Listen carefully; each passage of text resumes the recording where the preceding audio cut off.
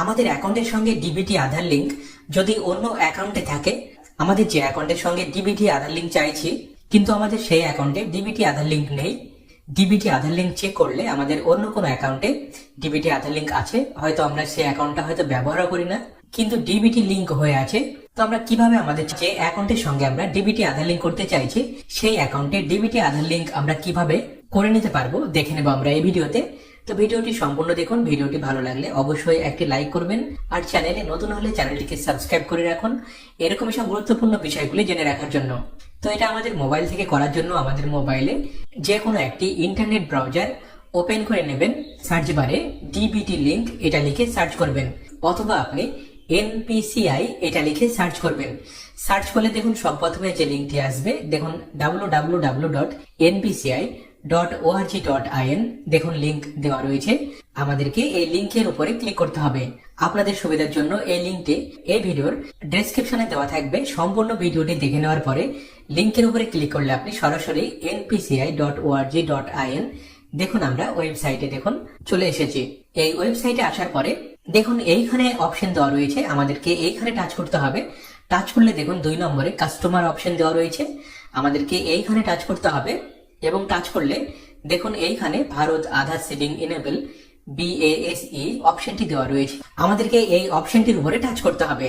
দেখুন বর্তমানে এনপিসিআই লিংকে সমস্যার জন্য এই পেজ আপনাদের সামনে যদি না আসে তাহলে দেখুন আমাদেরকে জাস্ট কয়েকবার চেষ্টা করতে হবে এবং কয়েকবার চেষ্টা করলে দেখুন আমাদের সামনে এনপিসিআই এর এই যে হোম পেজ আধার লিংক করার এই পেজ দেখুন আমাদের সামনে ওপেন হবে। তো অপশন ওপেন হওয়ার পরে দেখুন এইখানে সবকটি অপশন দেওয়া রয়েছে, আমাদেরকে এইখানে আমাদের অ্যাকাউন্টে আধার লিংক করার জন্য আমাদেরকে এইখানে আধার সিডিং অর ডিসিডিং অপশন দেওয়া রয়েছে, আমাদেরকে এইখানে টাচ করতে হবে। টাচ করলে দেখুন অপশন শো হবে রিকোয়েস্ট ফর আধার সিডিং। দেখুন এইখানে একটা অপশন দেওয়া রয়েছে এন্টার ইওর আধার। তো দেখুন এইখানে আমাদের আধার কার্ড নম্বর সঠিকভাবে আমাদেরকে এন্টার করতে হবে। আধার কার্ড নম্বর সঠিকভাবে এন্টার করার পরে নিচে দেখুন অপশন দেওয়া রয়েছে সিডিং এবং পাশে দেখুন ডিসিডিং অপশন দেওয়া রয়েছে। তো আমরা আধার লিংক করতে চাইছি, তো আমাদেরকে এইখানে সিডিং অপশন দেওয়া রয়েছে, আমাদেরকে এইখানে টাচ করতে হবে। টাচ করার পরে দেখুন নিচে অপশন দেওয়া রয়েছে সিলেক্ট ইওর ব্যাংক। তো দেখুন এইখানে আমরা আমাদের যে ব্যাংকের অ্যাকাউন্টের সঙ্গে আধার লিংক করতে চাইছি আমাদের সেই ব্যাংকের নাম আমাদেরকে এই লিস্টের মধ্যে থেকে সিলেক্ট করতে হবে। আপনার আগের যে ব্যাংকের অ্যাকাউন্টে ডিবিটি আধার লিংক রয়েছে সেই ব্যাংকের নাম আপনাকে এইখানে সিলেক্ট করতে হবে না। আপনি নতুন ভাবে যে ব্যাংকের অ্যাকাউন্টে ডিবিটি আধার লিংক করতে চাইছেন সেই ব্যাংকের নাম আপনাকে এইখানে সিলেক্ট করতে হবে। তো দেখুন আমি আমার স্টেট ব্যাংকের অ্যাকাউন্টে ডিবিটি আধার লিংক করতে চাইছি, তো দেখুন আমি এইখানে স্টেট ব্যাংক অফ ইন্ডিয়া এটা আমি সিলেক্ট করে নিলাম। নিচে দেখুন অপশন দেওয়া রয়েছে সিডিং টাইপ, দেখুন এইখানে অপশন দেওয়া রয়েছে ফ্রেশ সিডিং। 2 নম্বরে দেখুন অপশন দেওয়া রয়েছে movement same bank with another account এবং 3 নম্বরে যে অপশনটি দেওয়া রয়েছে movement from one bank to other bank. তো দেখুন আমরা আমাদের এক ব্যাংকের অ্যাকাউন্ট থেকে আমাদের অন্য ব্যাংকের অ্যাকাউন্টে ডিবিটি আধার লিংক করতে চাইছি, তো আমাদেরকে এইখানে 3 নম্বরের অপশনটি movement from one bank to other bank আমাদেরকে এই অপশনটিকে সিলেক্ট করতে হবে। সিলেক্ট করে নেওয়ার পরে নিচে দেখুন অপশন দেওয়া রয়েছে অ্যাকাউন্ট নম্বর। আপনি নতুন ভাবে আপনার যে ব্যাংকের অ্যাকাউন্টে ডিবিটি আধার লিংক করতে চাইছেন সেই অ্যাকাউন্ট নম্বর আপনাকে এইখানে সঠিকভাবে এন্টার করতে হবে। খেয়াল রাখবেন আপনার আগে যে ব্যাংকের অ্যাকাউন্টে ডিবিটি আধার লিংক রয়েছে সেই অ্যাকাউন্ট নম্বর এইখানে এন্টার করার প্রয়োজন নেই। আপনি নতুন ভাবে যে ব্যাংকের অ্যাকাউন্ট ডিবিটি আধার লিংক করতে চাইছেন সেই অ্যাকাউন্ট নম্বরটিকে সঠিকভাবে আপনি এইখানে সঠিকভাবে এন্টার করবেন। অ্যাকাউন্ট নম্বর সঠিকভাবে এন্টার করার পরে এই অ্যাকাউন্ট নম্বরটিকে কনফার্ম হওয়ার জন্য আরো একবার আমাদেরকে এইখানে ঠিক একইভাবে অ্যাকাউন্ট নম্বরটিকে এন্টার করতে হবে। অ্যাকাউন্ট নম্বর এন্টার করার পরে নিচে দেখুন বাই সাবমিটিং অপশন দেওয়া রয়েছে, এইখানে একটি টিক করতে হবে।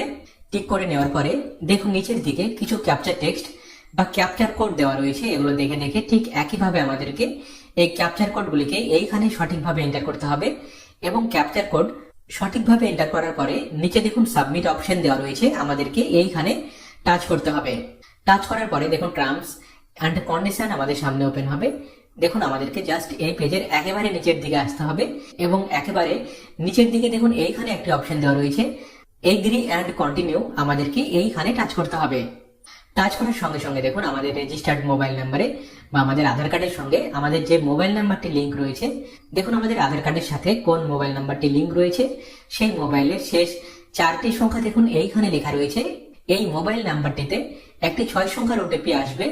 ওটিপি আমাদেরকে দেখে নিয়ে ওটিপি সঠিকভাবে আমাদেরকে এইখানে ওটিপি এন্টার করতে হবে এবং নিচে দেখুন কনফার্ম অপশন দেওয়া রয়েছে, আমাদেরকে এইখানে টাচ করতে হবে।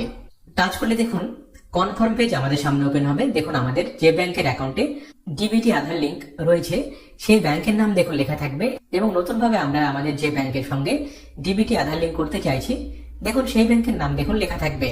দেখুন আমার পাঞ্জাব ন্যাশনাল ব্যাংকের অ্যাকাউন্টে ডিবিটি আধার লিংক ছিল। দেখুন আমি নতুন ভাবে স্টেট ব্যাংকের অ্যাকাউন্টের সঙ্গে ডিবিটি আধার লিংক করতে চাইছি। দেখুন এটা লেখা রয়েছে, তো আমাদেরকে এইখানে কনফার্ম লেখা রয়েছে, আমাদেরকে জাস্ট এইখানে টাচ করতে হবে। প্রসেসিং স্টার্ট হবে, জাস্ট আমাদেরকে কয়েক সেকেন্ড অপেক্ষা করতে হবে এবং দেখুন লেখা উঠেছে স্ট্যাটাস সাকসেসফুল।